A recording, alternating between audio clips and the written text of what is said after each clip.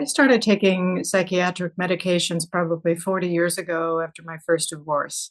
And then it just, over the period of time, over the 40 years, many different things happened in my life. The time that I felt that I should come off the medications was when my doctor told me he was retiring.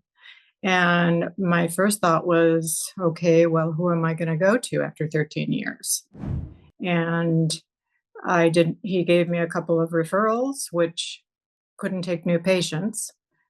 And then it was up to me to start delving into the internet or wherever I could go to either find someone to prescribe the medications, or what I was finding is, why don't I just go off of these? But where will I go to do that? And I listened to many interviews. I read many different books on what to do, how to do it.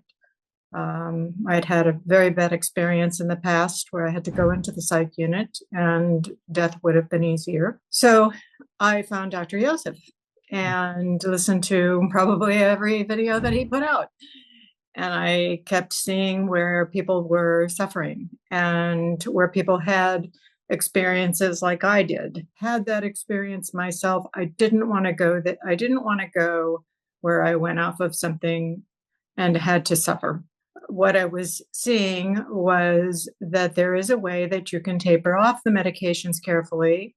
And the more that I learned about this process with Dr. Josef and his staff, was the safe way, the compassion, the experience that everyone had had, and the compassion of going through this process. I have the availability at any time and any day to contact the team, to ask questions if I'm having trouble, to get help, to be on Zoom calls with other people who are in the same position or worse, mostly worse, and just the support that I need at any time. If there's times where I want to take a break, if there's something difficult, I just went through a move,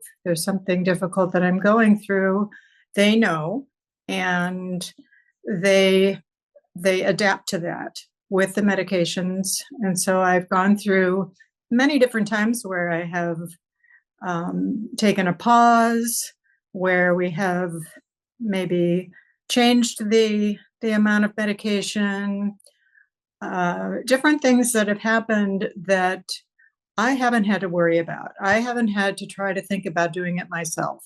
I have put myself in the hands of Dr. Josef and Trudy and the team, and listened to the Zooms per week where I felt, I'm in a situation much easier than these other people, but I know how bad it can be. I would recommend a taper clinic to anyone needing it. There are so many people I run into that are on medications, and my first thought is, oh, I wish that you weren't. I wish you weren't seeing this doctor.